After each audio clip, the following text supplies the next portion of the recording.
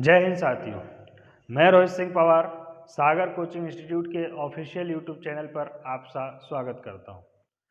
हम लोगों ने मैथ्स का लास्ट लेक्चर जो लिया था उसमें हम लोगों ने पढ़ा था करणी एवं घातांक, और उस लेक्चर में मैंने आप लोगों को कह दिया था कि ये जो करणी एवं घातांक है पार्ट 1, पार्ट 2 और पार्ट 3 में चलेगा। तो आज उसी का पार्ट 2 लेकर मैं आप लोगों के लिए आया हूँ।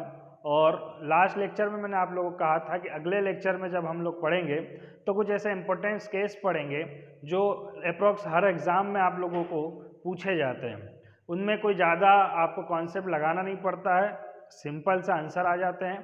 तो आज हम उन्हीं पर चर्चा करेंगे। कुछ स्पेशल केस हैं करणियों के, और उन्हीं करणियों के बारे में आज हम पढ़ने वाले हैं। मैं थोड़ा सा पिछली क्लास को अगर रिवीजन करवाऊँ तो हमने करणियाँ जब पढ़ी थी तो हमने करणियों के दो प्रकार पढ़े थे। पहला था सजातीय करणियाँ, दूसरा था विजातीय करणियाँ। सजातीय करणियाँ उनको कहते हैं जो जैसी करणियाँ जिनकी घाते एवं करणीगत संख्याएं दोनों एक समान होती है उन्हें हम कहते हैं सजातीय करणियाँ। वहीं विजातीय करणियाँ ऐसी करणियाँ जिनकी घाते एवं करणीगत संख्या अलग अलग होती है दोस्तों, उनको हम कहते हैं विजातीय करणियाँ। फिर हमने एक तीसरा टाइप देखा था संयुग्मी करणियाँ। तो संयुग्मी करणियों में मैंने आपको एग्जाम्पल लेके सिखाया था कि केवल आपको घातों करणी के सामने वाली जो संख्या होती है उसका चिन्ह बदल देना होता है। उसके बाद हमने करणियों का जोड़ना, घटाना, गुणा, भाग सारी चीज़ें पढ़ी। और फिर मैंने कहा था कि अब नेक्स्ट लेक्चर में हम आप लोगों को कुछ स्पेशल केस पढ़ाएंगे। तो आइए अब हम उन्हीं केसेस के ऊपर बात करें। सबसे पहला केस है, मान लो आपको दे दिया जाए करणी के अंदर करणी 3, करणी 3, करणी 3, करणी 3, करणी 3, और ये आपका जा रहा है इन्फिनिटी तक। क्लियर है दोस्तों? तो ऐसा क्वेश्चन एग्जाम में जब भी आएगा तो आप लोग उसका आंसर डायरेक्ट दे देंगे कि आपका जो आंसर होगा वो होगा 3। आंसर कितना होगा? 3। एग्जाम में हमें आंसर लगाना है, हमें वहाँ किसी को नहीं बताना है कि हमें आंसर कैसे लाएं, हमें आंसर से मतलब होता है। परंतु आज जब हम यहाँ सीख रहे हैं तो हम अपना कॉन्सेप्ट क्लियर कर सकते हैं कि जब भी करणी के अंदर कोई संख्या यदि अनंत तक रिपीट हो रही हो तो उस क्वेश्चन का आंसर करणी के अंदर वाली संख्या ही होगी। अगर मैं आपको एक सेकंड एग्जांपल लेकर बताऊं कि मान लो आपके पास करणी 5, करणी 5, करणी 5, करणी 5, ये भी आपका अनंत तक रिपीट हो रहा है। तो जब भी आपका करणी के अंदर कोई संख्या यदि अनंत तक रिपीट होगी तो उसका आंसर क्या होगा? वही संख्या होगी। तो इस क्वेश्चन का आंसर भी आपका कितना हो जाएगा? 5। बट होगा कैसे? तो आइए अब हम उसको क्लियर करें कि अगर ये 5 हो रहा है तो क्यों हो रहा है, 3 हो रहा है तो क्यों हो रहा है। इस पूरे इक्वेशन को, इस पूरे सवाल को मैंने x के बराबर, चूंकि मैथ्स में हम x पुट कर सकते हैं, तो मैंने इस पूरी इक्वेशन को x के बराबर रखा। करणी 3, करणी 3, करणी 3, करणी 3, करणी 3, और ये आपका जा रहा है कहाँ तक? इन्फिनिटी तक। क्लियर दोस्तों? अब मुझे इस रूट को, इस करणी को हटाना है। और मैंने आप लोगों को लास्ट लेक्चर में कहा था कि जब करणी की घात कुछ नहीं होती है, करणी की घात जब कुछ नहीं होती है तो करणी की घात यदि छुपी होती है तो करणी की घात क्या मानी जाती है? 2। तो यहाँ पर करणी की घात सभी दूर मानेंगे हम कि करणी की घात सभी दूर कितनी है? 2 है। हाँ या ना? अब मुझे क्या करना है, मुझे इस सबसे आउटर रूट जो है, सबसे बाहर वाली करणी को, इतने हिस्से को हटाना है, इस करणी को हटाना है। अगर मुझे इस करणी को हटाना है तो यहाँ जितनी करणी की जितनी घात होगी यहाँ पर भी आपको उतनी ही घात होगी, होना चाहिए, रिक्वायरमेंट है। तो हमने क्या किया, दोनों पक्षों में वर्ग करा। दोनों पक्षों में वर्ग करने पर, तो जब मैं इधर x का स्क्वायर करूंगा तो करणी 3, करणी 3, करणी 3, करणी 3, ये आपका जा रहा है अनंत तक। मैंने इधर स्क्वायर किया, जैसे ही हमने स्क्वायर किया तो स्क्वायर से सबसे बाहर की करनी क्या हो गई, कैंसल। एक सिंपल सा कॉन्सेप्ट है कि घात 3 है, x है, और अगर पावर 3 है तो 3 से करनी क्या हो जाएगी, कैंसल। तो उसी नियम से 2 से घात करनी कैंसल हो गई आपकी। अब x का स्क्वायर इक्वल टू, जब ये करनी कैंसल हो गई तो क्या बचा, 3। क्या बचा, 3। और अब आप देखोगे कि करनी 3 करनी 3 करनी 3, ये भी कहाँ तक जा रहा है, अनंत तक, मतलब ये इसके तरह ही है। तो मैंने इस पूरे की जगह क्या रख दिया, x, क्योंकि इसको हमने बराबर किसके माना था, x के। बीच में कोई चिन्ह नहीं है, मतलब कौन सा है, गुणा।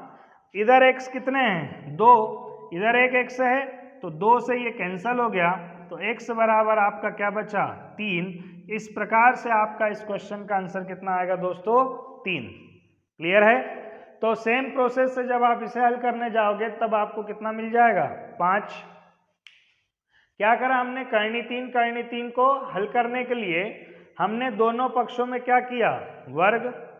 जब हम दोनों पक्षों में वर्ग करेंगे तो सबसे बाहर की करनी कैंसल हो जाएगी, और जब सबसे बाहर की करनी कैंसल हो जाएगी तो 3 गुणा में इस पूरे की जगह मैंने क्या रख दिया वापस से दोस्तों, x। और जब x रखा तो इधर 2 है x गुणा x, इधर 1 है, x से x आपका क्या हो जाएगा, कैंसल। तो x बराबर आपका क्या बच जाएगा, 3। क्लियर। सेकंड क्वेश्चन है हम लोगों के सामने है कि करनी के अंदर 6, करनी के अंदर 6, करनी के अंदर 6, करनी के अंदर 6, करनी के अंदर 6, क्या इसका आंसर भी 6 होगा? आपका जवाब होना चाहिए नहीं। क्यों नहीं होगा? क्योंकि सर यहां पर अनंत का चिन्ह नहीं है। इस क्वेश्चन का आंसर अब 6 आ सकता है, क्योंकि अब यहां पर क्या लगा है, अनंत। क्या अभी 6 आएगा? तो हम कहेंगे नहीं सर, अभी इसका आंसर 6 नहीं होगा। तो अगर अभी 6 नहीं होगा तो फिर इसका आंसर क्या होगा? तो हम उसको सॉल्व कर रहे हैं। तो देखिए दोस्तों, इसका सिंपल सा रूल है, 6 की घात 6 है। मैं फॉर्मूले के साथ भी आप लोगों को क्लियर करूंगा, पर अगर हम इसको डायरेक्ट सॉल्व करना चाहें तो यहाँ घात कुछ नहीं है, मतलब कितनी है, 2 2 2 2 2। ठीक है, जब करनी की घात कुछ नहीं होती, जब करनी की घात कितनी मानी जाती है, 2। तो क्या करो, 2 दूनी 4, 4 दूनी 8, 8 दूनी 16, 16 दूनी 32। ठीक है, तो ये आपका हो गया 1/32 धन। फिर आप यहां से करो, 2 दूनी 4, 4 दूनी 8, 8 दूनी 16, ये हो गया आपका 1/16। फिर 2 दूनी 4, 4 दूनी 8, फिर आपका आ जाएगा 2 दूनी 4, और लास्ट में आ जाएगा आपका 1/2। ठीक, अब हमें 32, 16, 8, 4, 2 का क्या लेना होगा, एलसीएम। तो जब आप 32, 16, 8, 4, 2 का एलसीएम लेंगे तो आपका आंसर आएगा, एलसीएम आएगा 32। और जब 32 आएगा तो 32 से हम 32 को कैंसिल करेंगे, 1 बचेगा, 1 का मल्टीप्लाई ऊपर वाले 1 में करेंगे तो 1 हो जाएगा। 16 से 32 को कैंसिल करना होगा, 2 बार जाएगा, 2 का गुणा 1 में करना होगा, 2 हो जाएगा। 8 से 32 4 बार कैंसिल होगा, 4 का गुणा 1 में हो जाएगा। 4 से 32 8 बार, 8 का गुणा 1 में, और 2 से 32 16 बार, 16 का गुणा 1 में। तो हम लोगों ने देखा 16 और 8 24, 24 और 4 28, 28 और 2 30, 30 और 1 31। तो हम कहेंगे 6 की घात 31/32। क्या कह देंगे हम, 6 की घात 31/32। ठीक है। इसके अलावा इस क्वेश्चन को हम बाय फॉर्मूला भी कर सकते हैं कि आपका स्टैंडर्ड फॉर्मूला जो होगा इस क्वेश्चन के लिए, एक स्पेशल फॉर्मूला है कि 2 की पावर x की पावर 2 की पावर n-1 डिवाइडेड बाय 2 की पावर n। क्लियर है। x जो आपका क्वेश्चन में नंबर गिवन है, क्वेश्चन में आपको कौन सा नंबर गिवन है, 6। तो x की जगह आप रख देंगे, x की जगह आप रख देंगे कितना, 6। क्लियर है। और n की जगह आप नंबर रखेंगे रिपीट। रिपीट कितनी बार हुआ, ठीक। तो x की जगह मैंने क्या रख दिया दोस्तों 6, और फिर 2 की घात n, n मतलब कितनी बार रिपीट हुआ 5 बार, 1 2 3 4 5, तो 2 की घात 5 ऋण 1 बटे 2 की घात 5, तो 6 2 की घात 5 मतलब 2 का गुणा 5 बार। क्लियर है?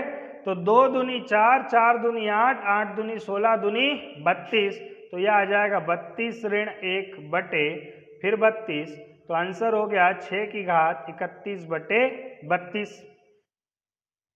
तो फिर हम ये दोनों सवालों में जब हमने ये देखा कि इधर भी 6 की घात 31 बटे 32, इधर भी 6 की घात 31 बटे 32, तो क्यों ना सर हम बिना पेन उठाए बता दें।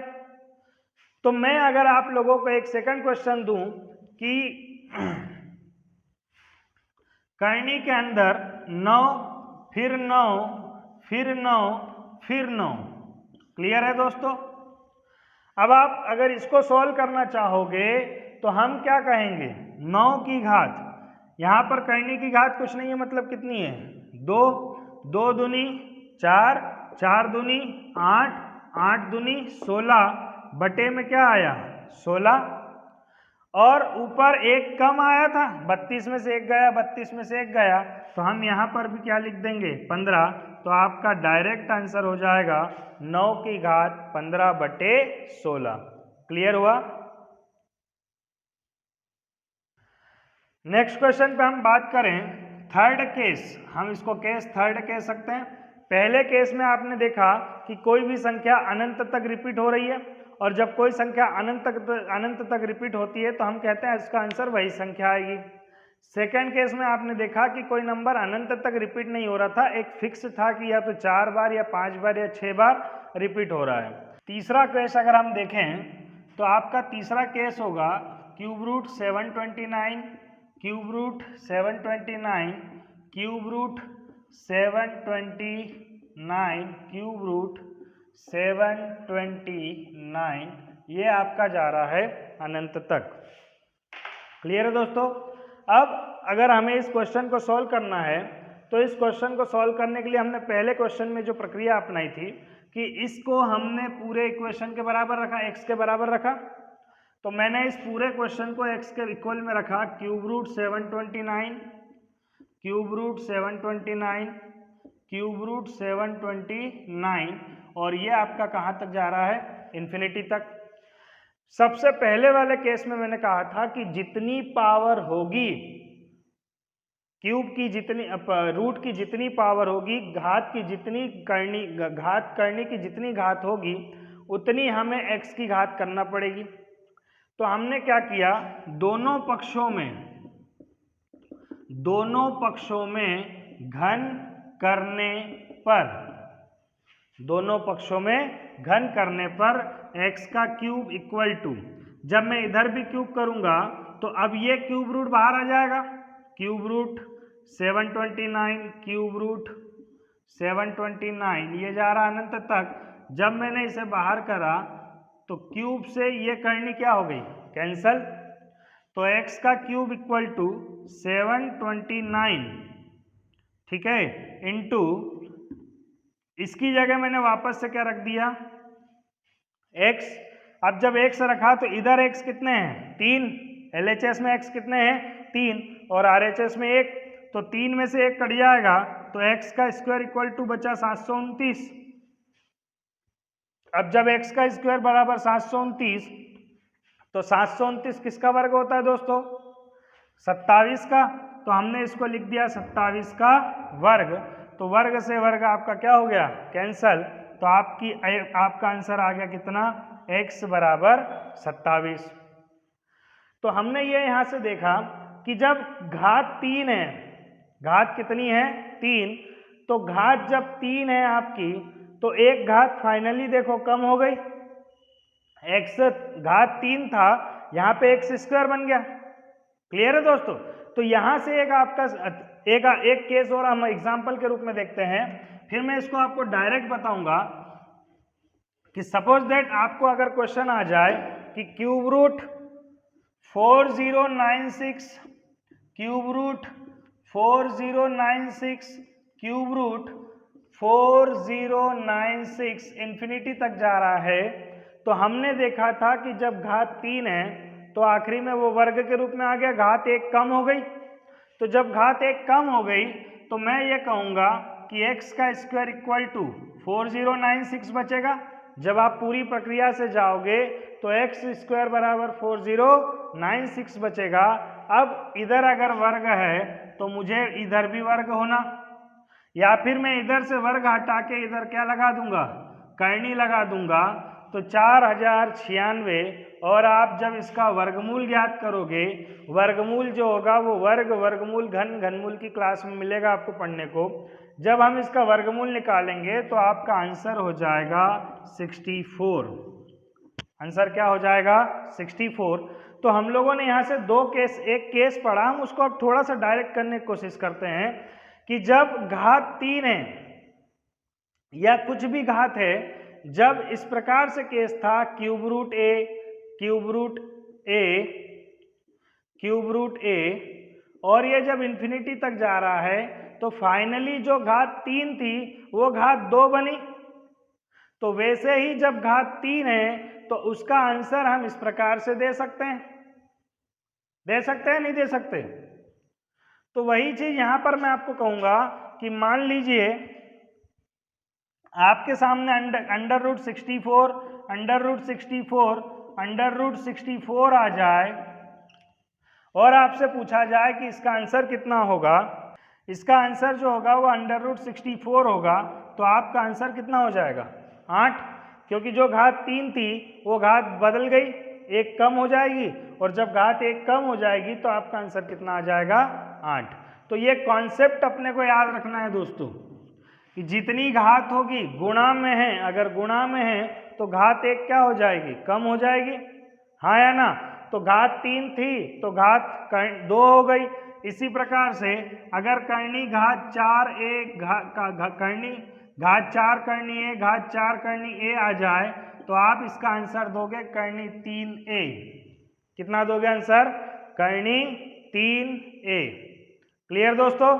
नेक्स्ट क्वेश्चन पर हम जाएंगे। तो हमारा जो टाइप होगा उसको हम समझने की कोशिश करें कि मान लीजिए आपके सामने घात 2 करनी 64 भाग घात 2 करनी 64 भाग घात 2 करनी 64, इस प्रकार से क्वेश्चन आ जाए। ये भी आपका कहाँ तक जाएगा? अनंत तक। और जब अनंत तक जाएगा तो हम इसको फिर बाय प्रोसेस सॉल्व करने जाएंगे।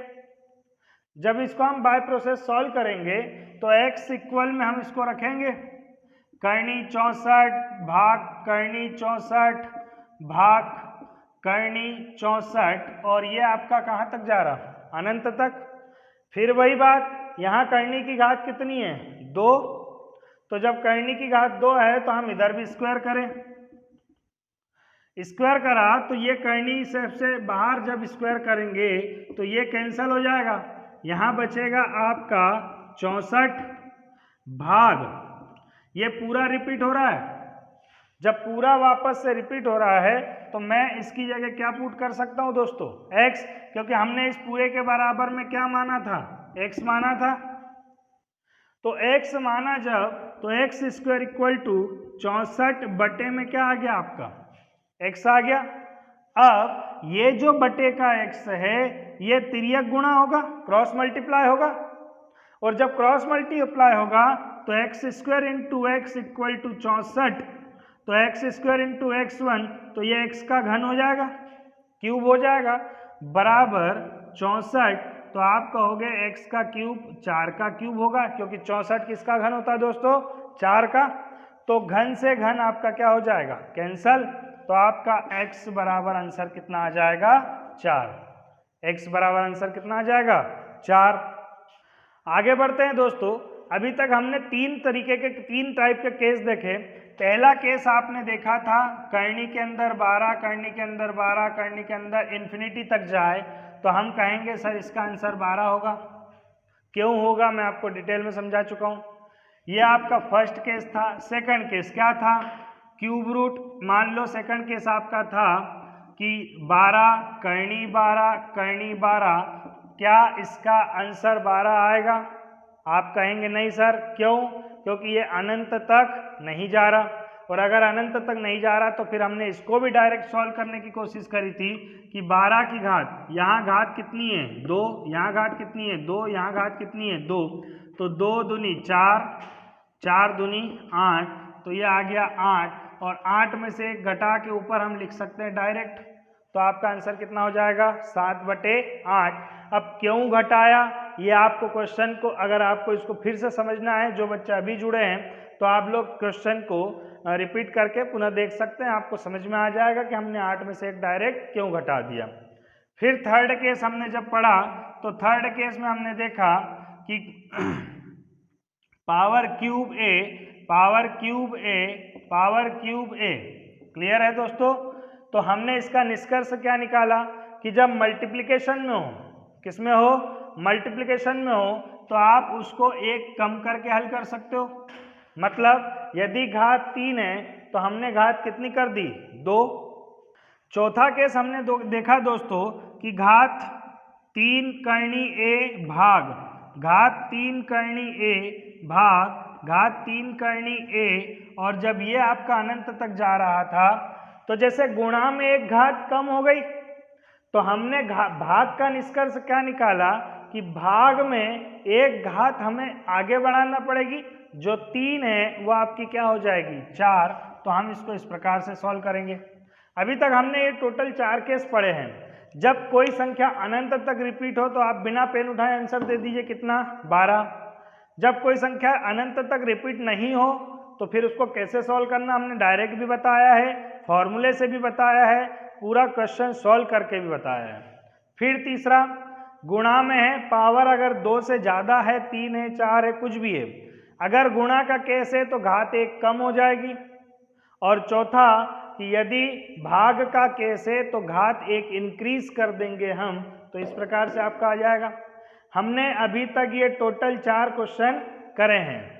पांचवा केस दोस्तों, पांचवा केस आपका इस प्रकार से है, हम लोगों ने अभी तक जितने भी केस पढ़े उनमें कहीं भी या तो मल्टीप्लिकेशन था या फिर डिवाइड था, या तो गुणा का चिन्ह था या फिर भाग का चिन्ह था।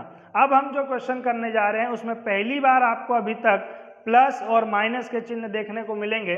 तो जैसे आपका क्वेश्चन यदि बनता है कि 30 धन करनी 30 धन करनी 30 धन करनी 30, और ये आपका जा रहा है कहाँ तक, अनंत तक, और आपसे इसकी वैल्यू पूछी जाए, क्लियर है? तो हम क्या करेंगे, करनी 30 धन करनी 30 धन करनी 30 धन करनी 30, तो इसकी जो बाय प्रोसेस है, जो प्रक्रिया है वो बड़ी लंबी है। इसमें भी हम वही चीजें करते हैं, x बराबर करनी 30 धन करनी 30, और ये आपका अनंत तक जा रहा है, हाँ या ना? और जब अनंत तक जा रहा है तो हम जितनी घात है उतना वर्ग लगाते हैं, इधर वर्ग लगा दिया तो आपका जो 30 होगा वो बाहर आ जाएगा, और फिर ये आपका अनंत तक जा रहा है, तो हम इसकी जगह क्या रख सकते हैं x, जैसे कि हमने पिछले क्वेश्चन के सवालों में किया। अब जब हमने इसकी जगह x रख दिया तो यहाँ पर आप देखेंगे कि x का स्क्वायर प्लस का x जब LHS में आएगा तो वो आपका चेंज हो जाएगा, साइन चिन्ह बदल जाएगा, तो ये क्या हो जाएगा माइनस का x, और धन का 30 आएगा, वो भी किस में आएगा माइनस का 30। अब आप यहाँ पर देखेंगे कि ये जो समीकरण बना ये आपका बन गया वर्ग समीकरण, क्वाड्रेटिक इक्वेशन। ऐसा समीकरण जिसकी मैक्सिमम पावर, जिसकी अधिकतम घात 2 होती है, उसे हम वर्ग समीकरण कहते हैं। वर्ग समीकरण को ax square plus bx plus c बराबर 0 होता है। वर्ग समीकरण क्या होता है, ax square plus bx plus c बराबर क्या होता है 0।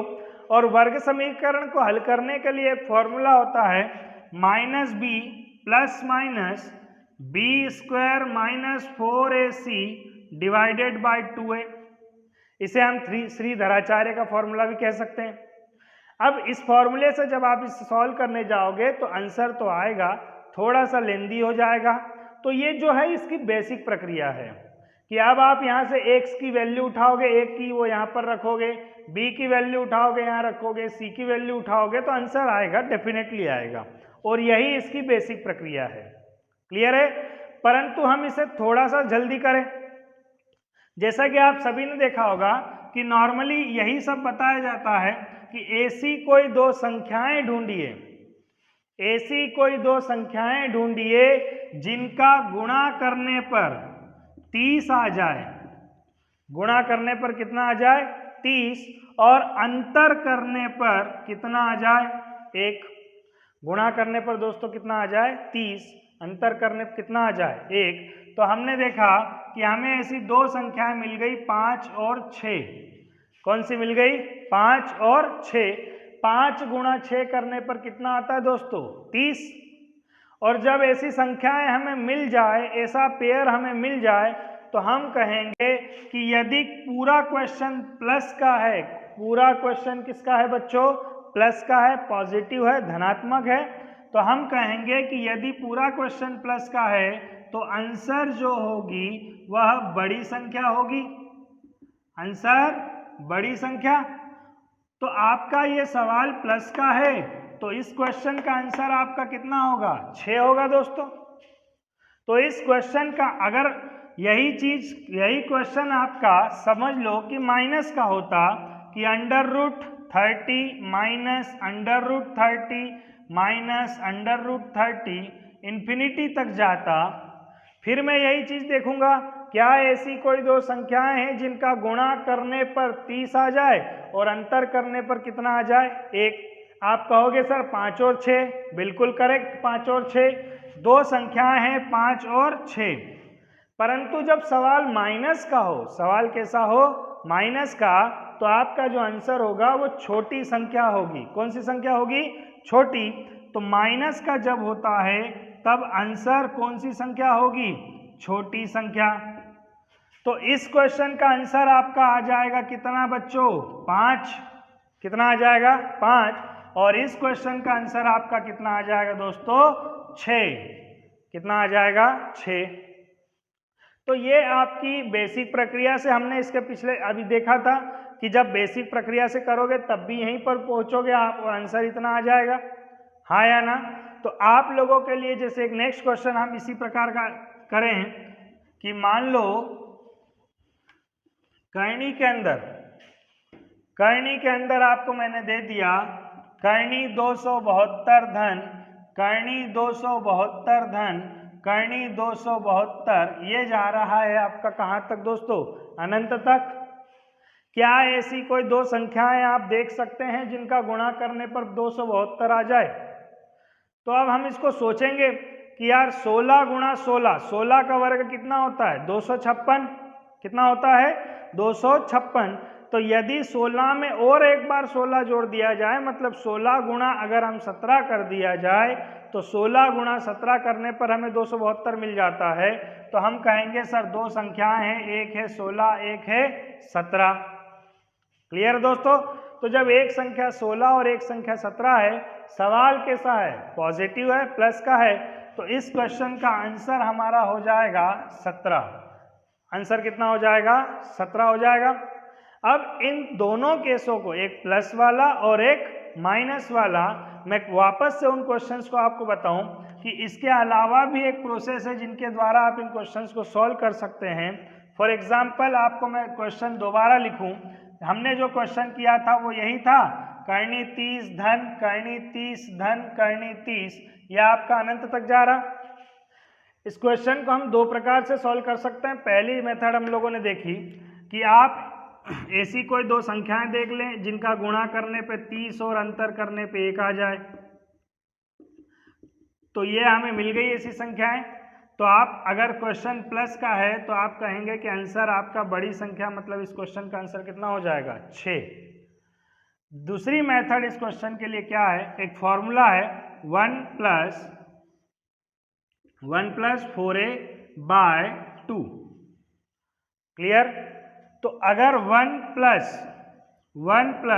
4 इंटू a की जगह हम क्या पुट कर देंगे? 30/2। तो 1 धन 1 धन 30 गुणा 4 120, 120 बटे 2, तो 120 और 1 हो गया आपका 121, 121 और 1 121, 1 धन 121 बटे 2, 1 धन 121 का वर्गमूल कितना हो जाएगा 11 बटे 2, तो यह आ जाएगा 12 बटे 2। आंसर आपका कितना आ गया 6। अब आपका आंसर आपने देखा इस प्रकार से भी 6 आ रहा है और उस प्रकार से भी आंसर कितना आ रहा है 6।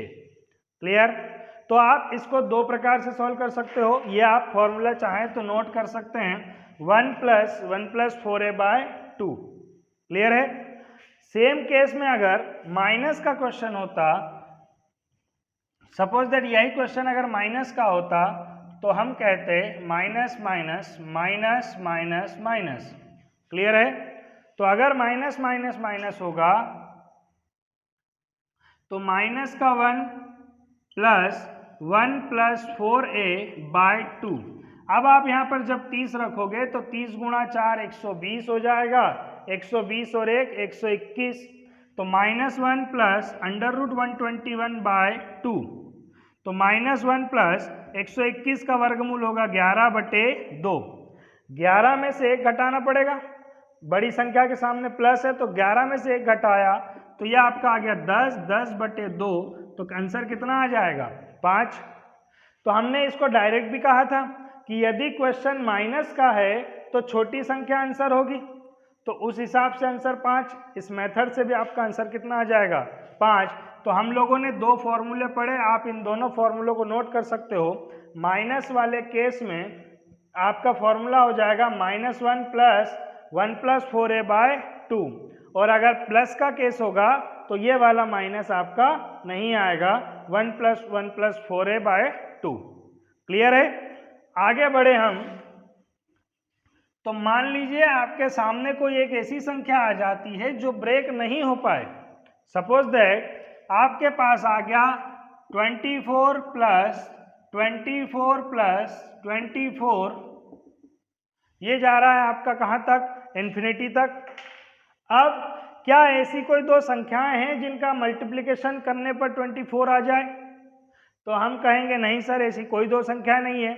तो फिर इसके लिए क्या किया जाएगा, आपका जो अभी हमने फॉर्मूला पढ़ा 1 + 1 + 4a/2।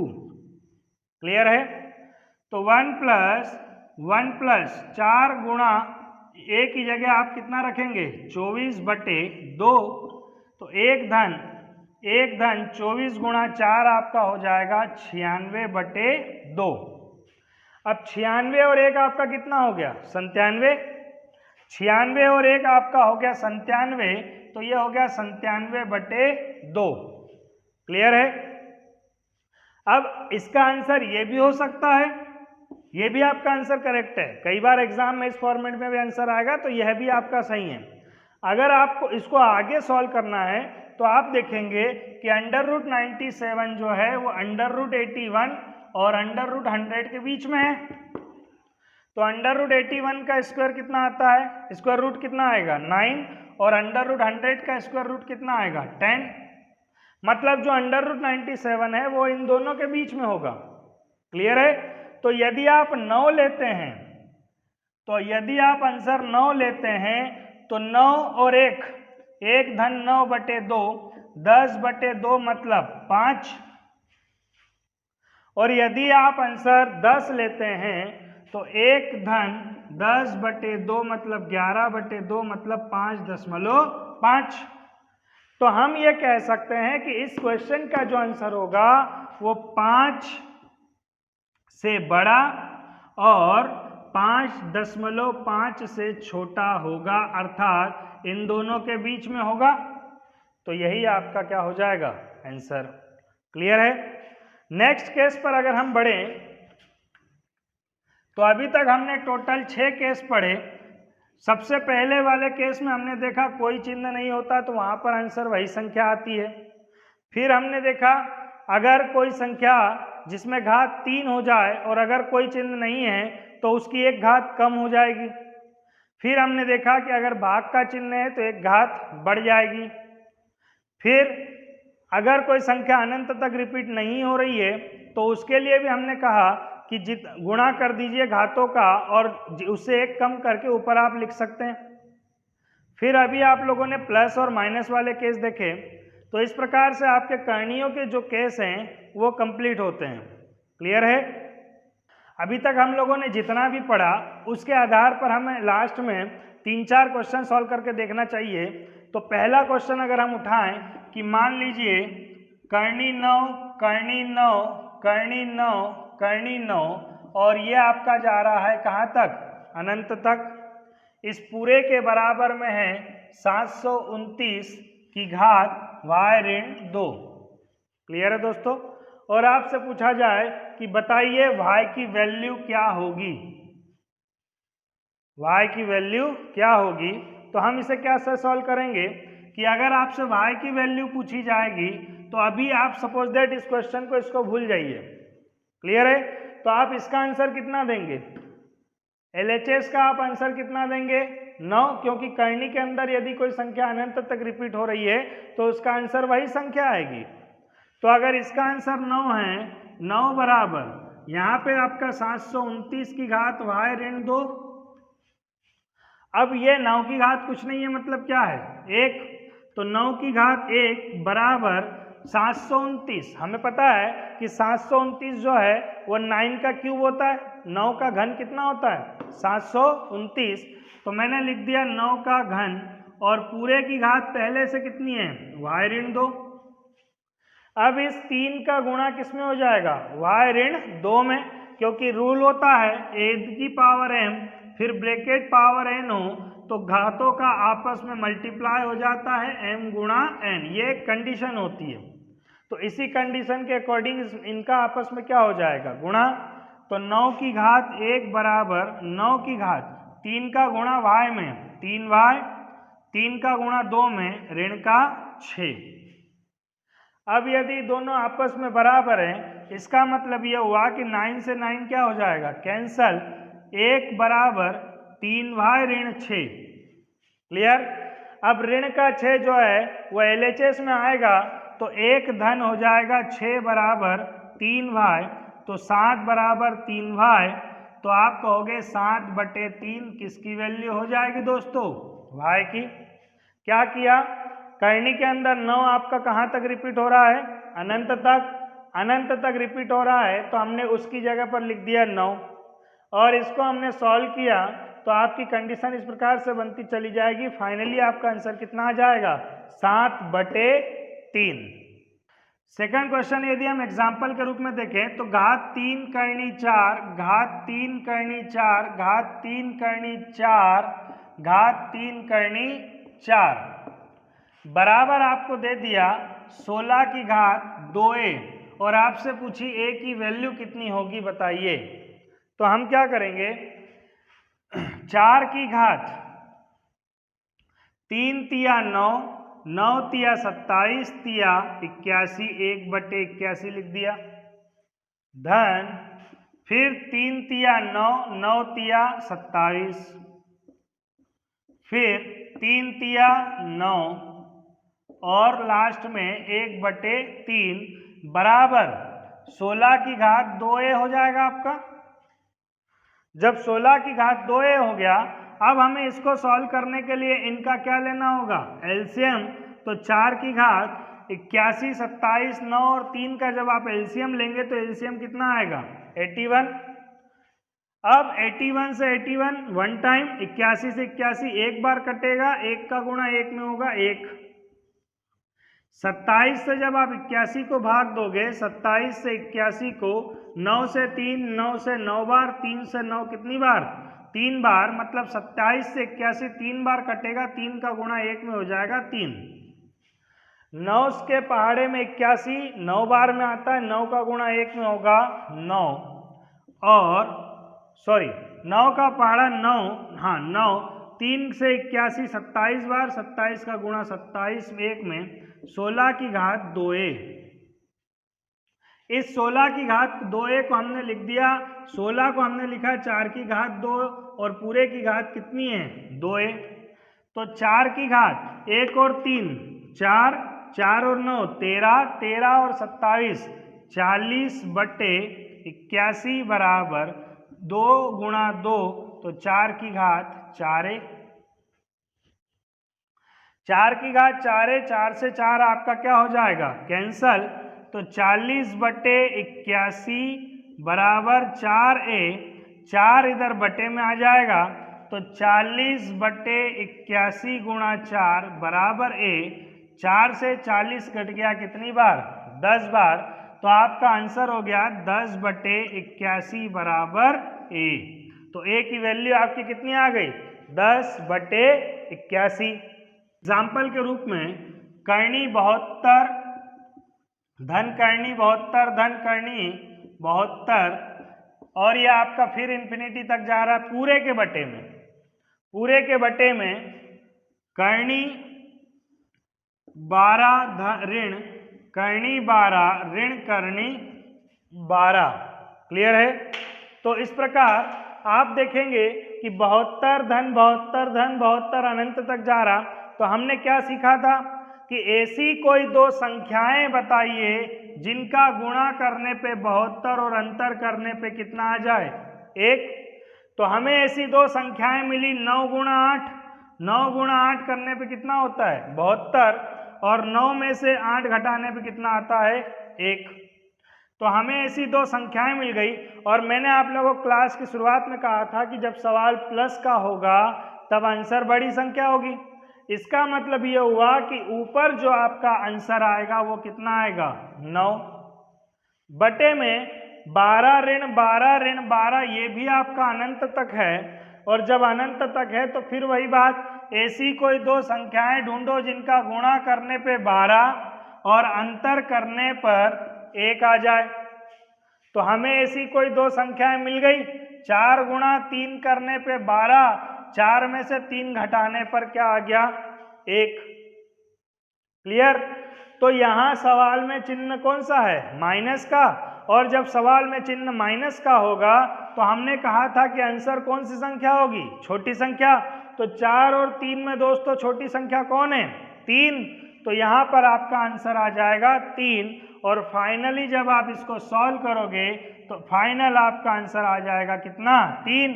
3 से 9 कट जाएगा कितनी बार 3 बार। तो ये आपका क्या हो जाएगा आंसर। इस प्रकार हम लोगों ने करणियों का जो पोर्शन था उसमें कल हमने बेसिक पढ़ा था, आज हमने कुछ स्पेशल केस पढ़े। मैं फिर से एक बार आपको पुनः रिपीट करवाऊंगा। सबसे पहला केस हमने पढ़ा था, उसमें करनी की अंदर कोई संख्या जब अनंत तक रिपीट हो रही थी तो हमारा आंसर वही संख्या थी। जब करनी के अंदर कोई संख्या एक फिक्स टाइम रिपीट हो, मान लो 4 बार या 5 बार, तो हमें उसका भी चीज हमने सॉल्व करना देखा। फिर करनी के अंदर कोई पावर क्यूब है या पावर 4 है और अगर मल्टीप्लिकेशन में है तो हमने ये सीखा कि हमें उसकी एक घात कम करना होगी।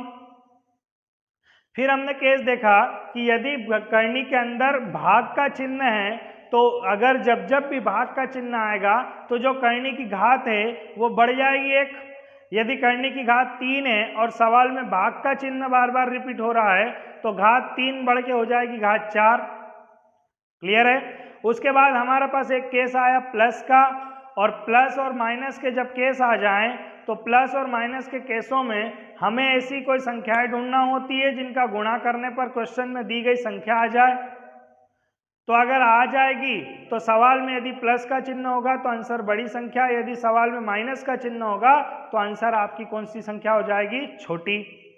फिर ऐसा भी कोई केस आया जब ये संख्या ब्रेक नहीं हो रही है तो उसके लिए हमने फॉर्मूला याद किया 1 प्लस √1 प्लस 4a/2। क्लियर है दोस्तों। तो इस प्रकार से आज हमने बहुत ही इंपॉर्टेंट टॉपिक पढ़ा जिसमें सारे के सारे हमने केस के बारे में पढ़े। इनमें से कोई ना कोई क्वेश्चन किसी न किसी एग्जाम में आपको हमेशा देखने को मिलेगा। क्लास करनी एवं घातांक के 3rd पार्ट में हम पढ़ेंगे घातांकों से संबंधित नियम और उन पर आधारित कुछ क्वेश्चन। अगर आपको ये क्लास पसंद आई तो आप लाइक करें, सब्सक्राइब करें और बेल आइकॉन के बटन को दबाना ना भूलें। जय हिंद, जय भारत।